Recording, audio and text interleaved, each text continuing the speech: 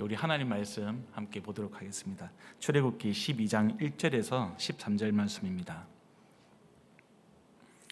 우리 한 절씩 교독하고요, 마지막은 합독하도록 하겠습니다. 주님께서 이집트 땅에서 모세와 아론에게 말씀하셨다.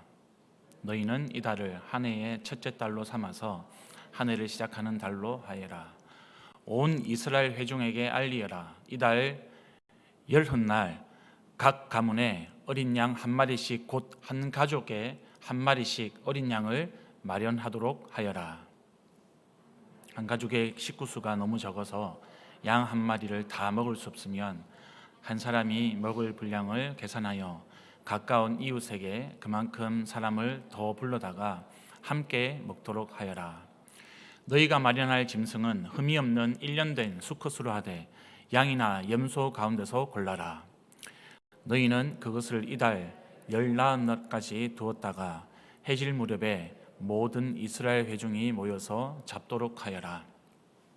그리고 그 피는 받아다가 잡은 양을 먹을 집의 좌우 문설주와 상인방에 발라야 한다. 그날 밤에 그 고기를 먹어야 하는데 고기는 불에 구워서 누룩을 넣지 않은 빵과 쓴 나물을 곁들여 함께 먹어야 한다. 너희는 고기를 결코 날로 먹거나 물에 삶아서 먹어서는 안 된다. 머리와 다리와 내장 할 것 없이 모두 불에 구워서 먹어야 한다. 그리고 너희는 그 어느 것도 다음 날 아침까지 남겨두어서는 안 된다. 아침까지 남은 것이 있으면 불에 태워 버려야 한다. 너희가 그것을 먹을 때에는 이렇게 하여라. 허리에 띠를 띠고 발에 신을 신고 손에 지팡이를 들고 서둘러서 먹으라. 유월절은 주 앞에서 이렇게 지켜야 한다. 그날 밤에 내가 이집트 땅을 지나가면서 사람이든지 짐승이든지 이집트 땅에 있는 처음 난 것을 모두 치겠다. 그리고 이집트의 모든 신을 벌하겠다. 나는 주다. 함께 있습니다. 문틀에 피를 발랐으면 그것은 너희가 살고 있는 집의 표적이니 내가 이집트 땅을 칠 때에 문설주에 피를 바른 집은 그 피를 보고 내가 너희를 치지 않고 넘어갈 터이니 너희는 재앙을 피하여 살아남을 것이다. 아멘. 우리 말씀에 우리가 적용을 할 때 오늘 물에 삶지 말라 그랬잖아요, 고기를. 그래서 여러분들이 나는 이제 다음부터 수육을 먹지 않고 바비큐를 먹겠다, 이렇게 적용하지 마시고요, 우리가 말씀의 본뜻을 정확하게 좀 알았으면 좋겠습니다. 얼마 전에 여러분 권사님 한 분이요 저한테 연락을 주셨어요. 이 권사님은 영국에서 난민 사역을 하는 이온유 선교사님이라고 계시거든요. 그 이온유 선교사님을 목장 후원 선교사로 이렇게 정하시고 선교사님을 위해서 이렇게 기도하고 후원하시는 그런 권사님이셨습니다. 왜 전화를 주셨는가 하니까 연말 연시를 맞이해서 선교사님한테 선물을 좀 보내고 싶다. 그래서 선물로 어떤 게 좋은지 추천을 이제 해달라는 겁니다. 제가 추천한 게 어떤 것이었을까요? 제가 무엇을 추천해 드렸을까요? 제가 그 권사님께 추천해 드렸던 것은 저의 이제 경험도 있고 해서 라면, 김 보내시면 참 좋습니다. 이렇게 추천했어요.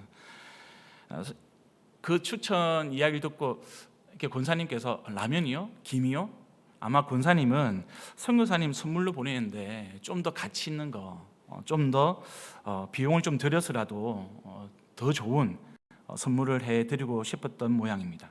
아마 여러분들 중에서도 뭐 선교사님 선물로 라면을 보냅니까? 김 좀 가볍지 않습니까? 생각할 수도 있겠습니다.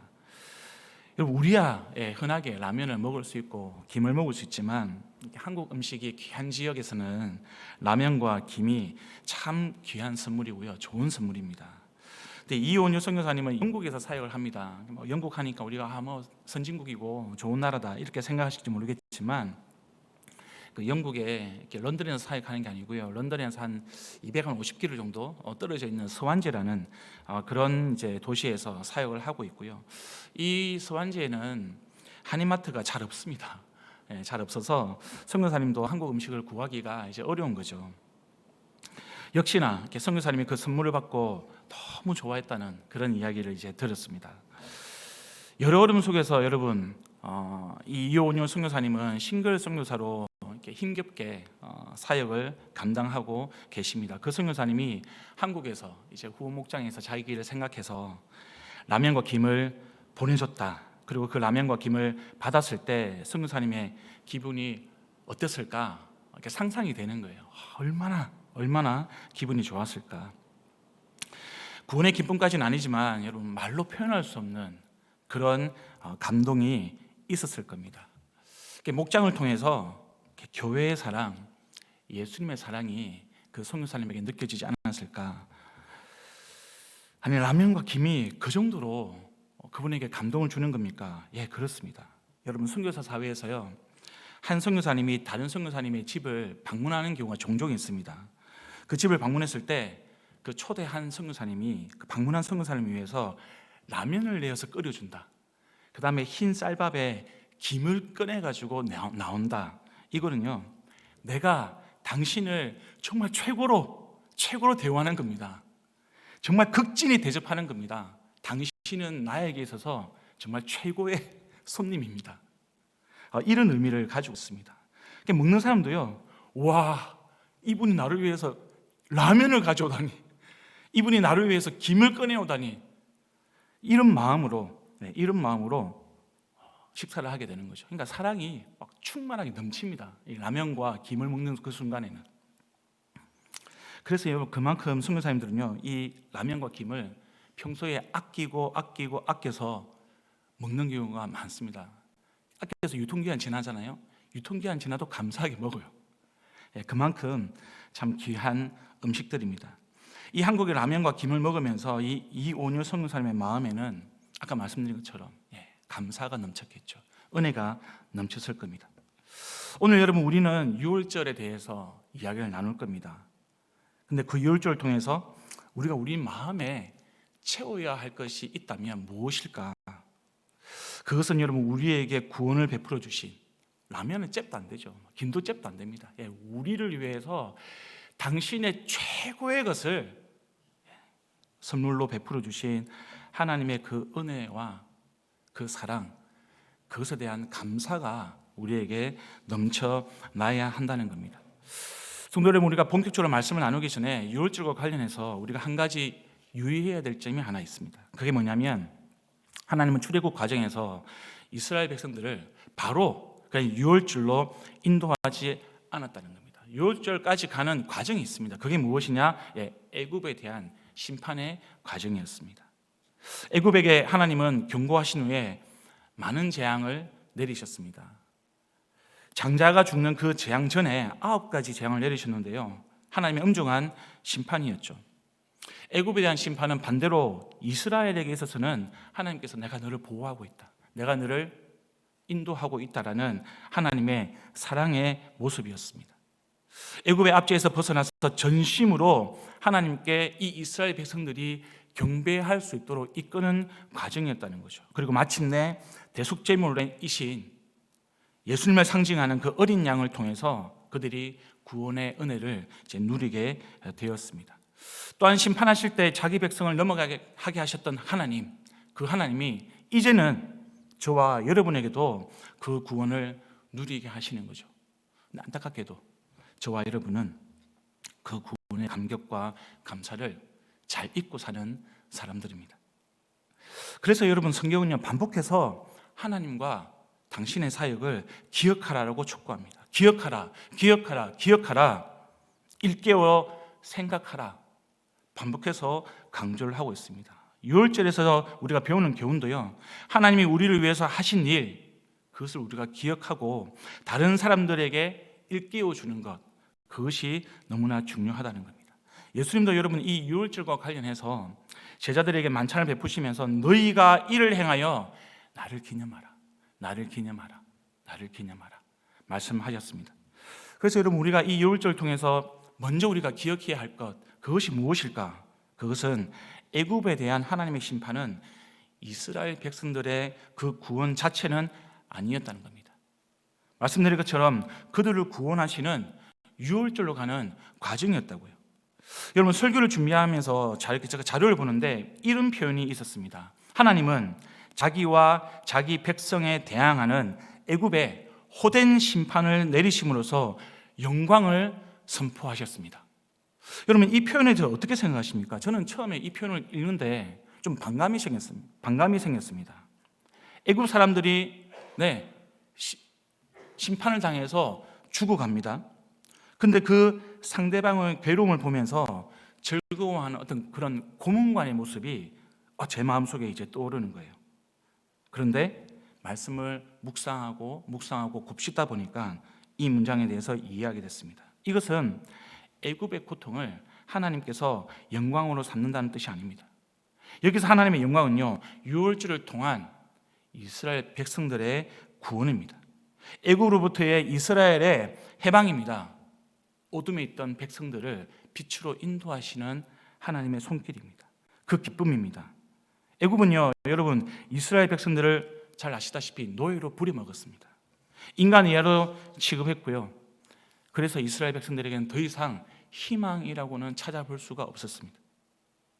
이스라엘 백성들에게 있어서 이 애굽은 무너지지 않는 견고한 진과 같은 그런 존재였습니다. 당시 여러분, 애굽의 최고의 신은요, 태양신이었습니다. 태양신. 우리 그림 한번 보여줄까요? 그 태양신이 어떻게 생겼냐면 이렇게 생겼습니다. 이렇게 머리는 매머리를 하고 있고요. 그 머리 위에는 코브라 왕관을 쓰고 있는 그 모습이 바로 태양신이었고요. 이 태양신의 이름은 라, 외자인데 라라는 그런 이름의 태양신이었습니다. 근데 이 바로 왕은 자기 자신을 이 태양신 또는 태양신의 아들이라고 칭하면서 자기를 신격화했습니다. 이 태양신을 자처하던 바로에게 이스라엘 백성들은 그저 통치를 위한 도구에 불과했던 것이죠. 애국과 바로에 대한 하나님의 심판은 이 태양신을 우상으로 숭배하는 애굽에 대한 심판이었던 거죠. 바로의 아들과 이 애굽의 신들을 치셨습니다. 그렇게 치심을 통하여서 바로의 아들도 신이 아니라는 것을 보여주는 겁니다. 그러니까 오직 이 세계에는, 이 세계를 주관하는 분은 하나님밖에 없다는 것을 나타내신 겁니다. 그리고 하나님의 영광의 구원을 위해서 이스라엘 백성들을 유월절로 이끌어 내시는 거죠. 그래서 여러분, 이 애굽에 대한 심판은요, 이스라엘 백성들이 구원으로 가는 그런 과정이었습니다. 견고한 진을 부술 수 있는 그런 구원의 통로였던 거죠. 근데 기억해야 될 것은 이 악에 대한 심판, 애굽에 대한 심판이 그 자체가 구원은 아니라는 겁니다. 여러분, 애굽을 심판한다고 또 제거한다고 해서요, 이스라엘의 구원이 자동적으로 이루어지는 것은 아닙니다. 왜냐하면 이 이스라엘 백성들도 역시나 하나님께 불순종한 죄인이었기 때문입니다. 이스라엘 백성들이 왜 애굽에 400년 지배를 받았습니까? 그들이 애굽의 400년 지배를 받았던 이유는 그들의 죄악 때문이죠. 하나님을 버리고 불순종한 결과였습니다. 그래서 여러분, 애굽에 대한 심판과 별개로 이스라엘의 구원을 위해서는 유월절의 은혜가 필요했던 겁니다. 우리도 마찬가지입니다. 우리가 아무리 세상의 악을 심판하고요, 세상 악을 척결하고 모든 그 악을 제거한다 하더라도 우리의 구원은 자동적으로 이루어지지 않습니다. 생각해 보십시오.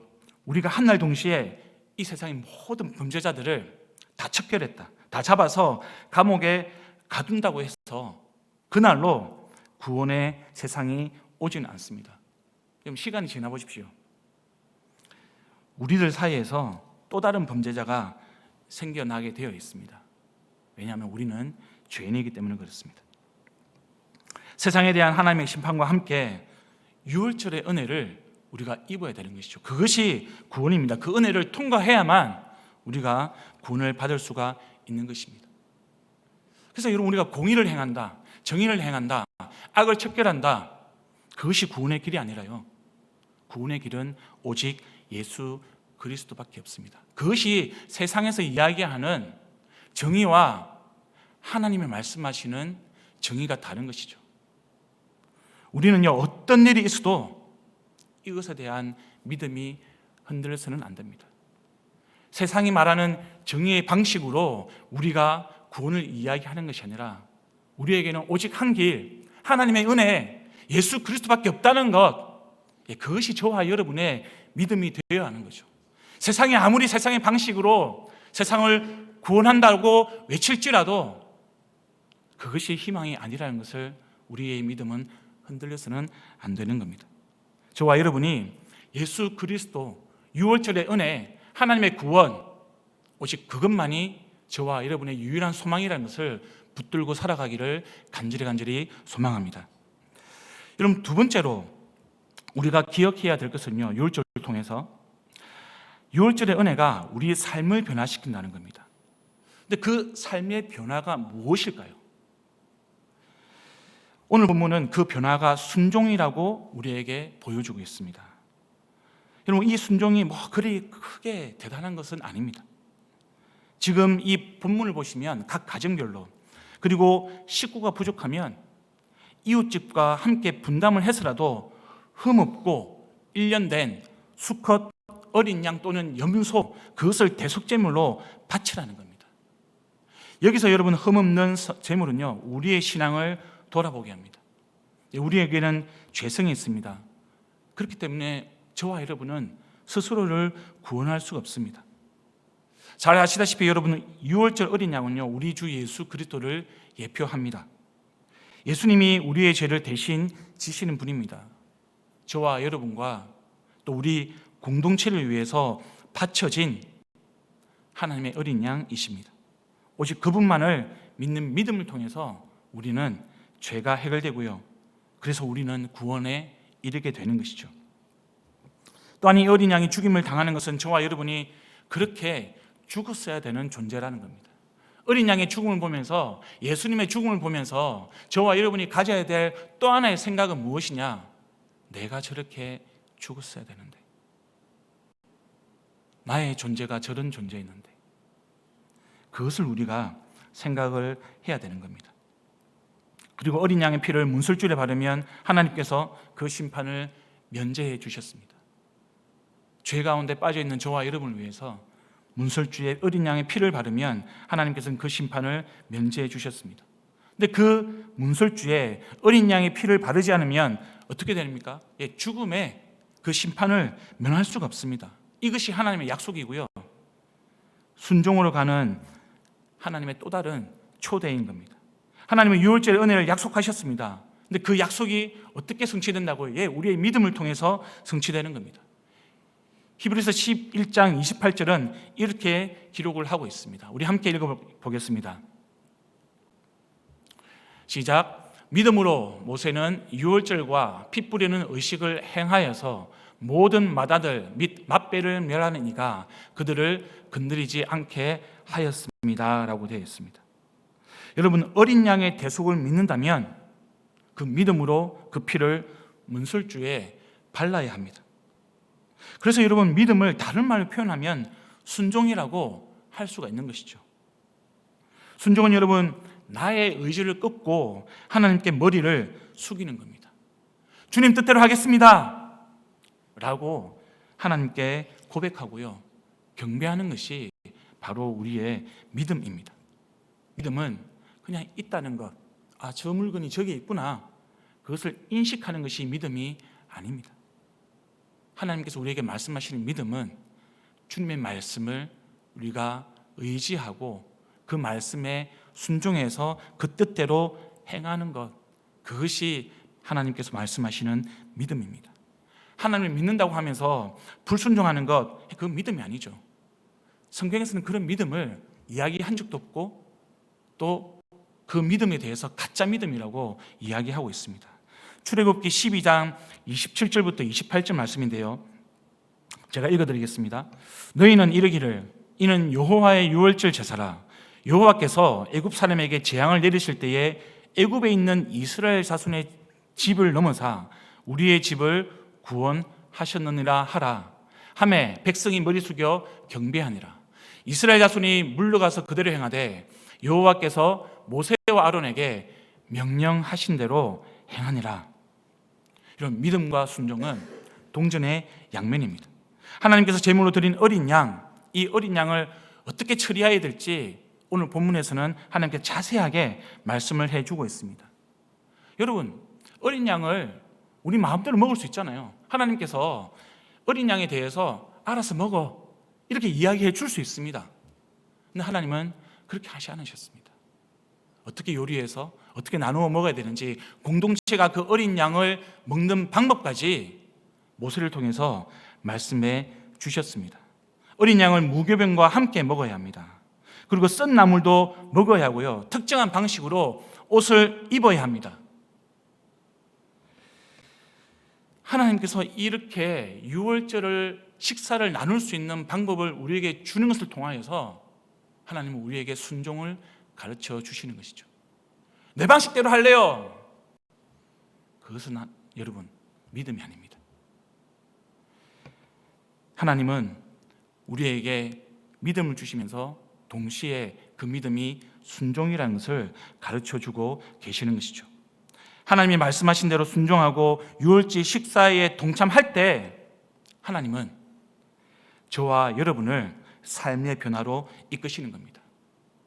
지난 한 주간 여러분 우리는 세겹줄 기도회를 드렸습니다.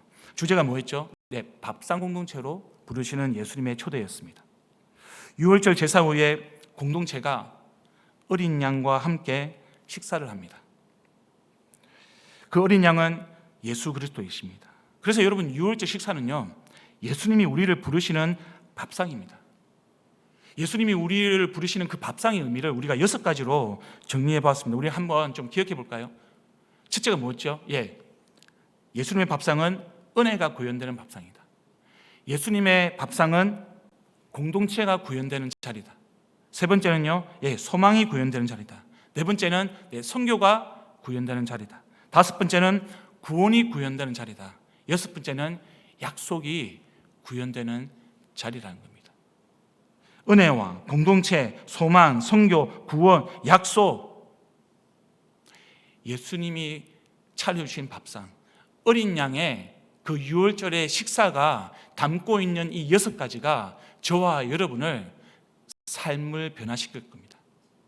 그 믿음으로 우리의 신앙생활이 이루어지기를 간절히 부탁드리겠습니다.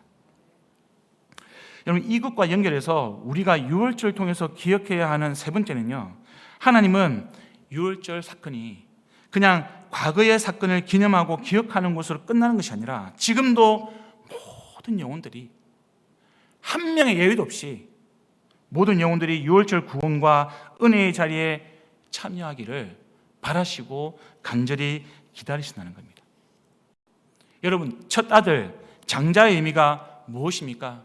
당시에 고대 근동의 모든 공동체에서는요, 장자라 하면, 첫째 아들을 하면 가장 중요한 가치를 상징했습니다.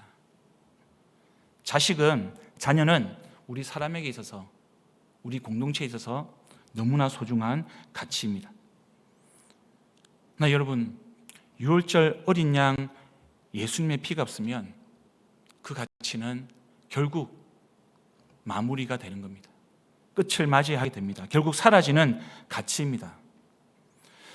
그런데도 여러분, 사람들은요, 바로처럼 돈을 따라갑니다. 명성을 따라갑니다. 사람에게 그 가치를 투영합니다. 그리고 하나님께 경배하지 않는 종점이 있는 인생을 살아갑니다. 그리고 끝까지 돌이켜서 유월절에 동참하지 않는다면 그들과 마찬가지로 저와 여러분도 바로와 동일한 인생의 종지부를 찍게 되는 것이죠. 우리가 그리스도인이라고 해서 이것이 달라지느냐? 우리에게 바른 믿음이 있다면, 우리에게 건강한 믿음이 있다면 우리는 영원한 예수 그리스도와 함께 살아가는 삶을 살아갈 것입니다. 그러나 주여 주여 하는 자마다 다 내게로 올 것이 아니라고 주님은 말씀하셨습니다. 내가 방언도 하고 내가 능력도 행하고 내가 그리스도인이라는 이름으로 많은 선한 일을 행한 것, 그것은 우리를 구원으로 인도하지 못합니다. 하나님께서 우리에게 약속하신 길, 오직 한 길, 예수님, 그 예수님만이 저와 여러분을 구원의 길로 인도하신다는 것을 기억해 주시기를 부탁드리겠습니다. 예외가 없습니다. 어른 누구라도요, 어린 양 예수님이 대속하신 유월절에 참여하지 않으면 구원은 없습니다. 구원의 은혜는 없습니다. 이것이 저와 여러분의 믿음이고요. 이 믿음이 나 혼자 구원받았다라고 해서 끝나는 것이 아니라 우리의 시선이 어디로 향해야 하느냐? 모든 열방과 모든 민족을 향해야 하는 겁니다. 하나님 알아서 하시겠지. 아니요, 그것은 하나님의 마음이 아닙니다. 그것은 예수님의 마음이 아닙니다. 하나님은 저와 여러분을 유월절 은혜를 맛볼 수 있도록 도와주시고 인도해 주셨습니다. 그러면 저와 여러분이 남아있는 과업이 있다고요. 그 사명이 있다고요. 그 약속이 있습니다. 그것이 무엇이냐? 지금도 죽어가는 한 영혼에게 유월절 예수 그리스도의 그 피를 우리가 발라주는 겁니다. 어린 양 예수 그리스도의 그 죽음을 우리가 선포하고 예수님의 그 길로 그들을 초대하는 것, 그것이 저와 여러분에게 남아 있는 겁니다. 모세를 우리는 좋아합니다. 모세의 삶이 어떤 삶이었습니까? 이스라엘 백성들을 죽음에서 빛으로 인도하는 길라잡이였습니다. 하나님이 보내실 때에 부족하고 연약했지만 순종하고 나아가서 바로와 애굽에게 하나님의 심판에 대해서 이야기하고 하나님의 메시지를 전했던 그 인생을 살았던 사람이 바로 모세였습니다. 심판을 담은 그 메시지는 여러분, 너는 심판받고 죽어버려, 이것이 아니라 하나님의 심판을 면하기 위해서 지금이라도 돌이켜달라는 그 메시지가 모세가 전하는 메시지인 겁니다. 여러분, 우리를 모세처럼 부르셨다는 것을 기억해 주시기를 부탁드립니다. 하나님은 저와 여러분이요 모세처럼 살아가기를 원하십니다. 잠잠히 있는 것이 아니라 다가올 심판을 경고하고 유월절 어린 양 예수 그리스도를 통해서 구원받는 복된 소식을 전하라는 그 자리에 저와 여러분이 있다는 것을 우리가 유월절 통해서 기억해 주시기를 부탁드리겠습니다. 그 주님의 부르심 앞에 우리가 외면하지 말고요, 믿음으로 순종하기를 우리 주님의 이름으로 축원드립니다. 이 시간 여러분 우리의 말씀을 기억하면서 함께 기도했으면 좋겠습니다. 하나님, 유월절 어린 양, 그 어린 양의 구원을 저에게 베풀어 주셔서 감사합니다. 살다 보니, 바쁘다 보니, 내 삶이 힘겹다 보니 하나님, 내가 너무나 자주 주님의 그 구원의 은혜를 잊어버리며 살아갑니다. 그런 나의 부족한 모습을 하나님 나를 용서해 주시고 다시금 내 마음속에, 내 인생 가운데 유월절 그 어린 양, 그 구원의 은혜가 충만하게 차오르게 하시고, 그리고 기억하게 하시고, 그리고 모세의 자리에 서서 그 유월절 어린 양 예수 그리스도의 감동과 감격과 은혜가 나를 통하여서 선포되어지게 하여 주시옵소서. 우리 간절한 마음으로 함께 기도드리겠습니다.